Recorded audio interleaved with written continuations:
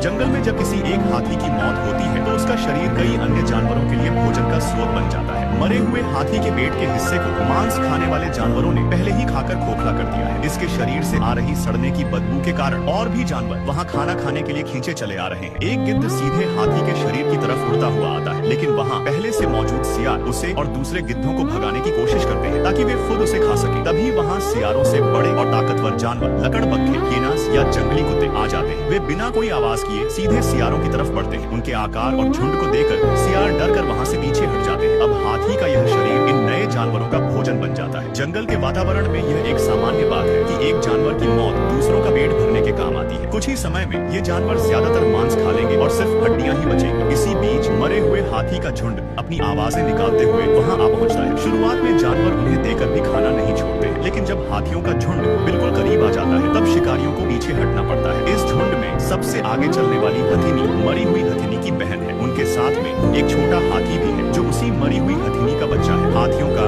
अपने परिवार के सदस्यों के साथ बहुत गहरा रिश्ता होता है। जब उनके परिवार में किसी की मौत होती है तो वे भी एक तरह का गहरा दुख महसूस करते हैं। छोटा हाथी अपनी सूंड से धीरे से उन अवशेषों, हड्डियों को छूता है और उसे देखकर ऐसा लगता है कि वह अपनी माँ को पहचान रहा है। क्योंकि जो हो गया उसे बदला नहीं जा सकता, इसलिए हाथियों का झुंड आगे बढ़ने का फैसला करता है। अब बाकी का परिवार ही उस छोटे अनाथ हाथी की देखभाल करेगा। कुछ देर वहाँ रुकने के बाद पूरा झुंड धीरे धीरे वहाँ से आगे बढ़ जाता है, लेकिन मरी हुई हथिनी की बहन अभी भी वहीं रुकी रहती है। वह काफी देर तक अपनी बहन के अवशेषों के पास खड़ी रहती है। फिर वह अपनी सूंड की मदद से बिखरी हुई हड्डियों को एक जगह इकट्ठा करती है और उन पर से सूखी घास या कचरा हटाती है। हाथियों की भावनाएं और याददाश्त बहुत मजबूत होती है। ऐसा माना जाता है कि अगर सालों बाद भी वे इस जगह से दोबारा गुजरेंगे और इन हड्डियों के पास आएंगे तो पुरानी यादें फिर से ताजा हो जाएंगी और वे अपने साथी को याद करेंगे।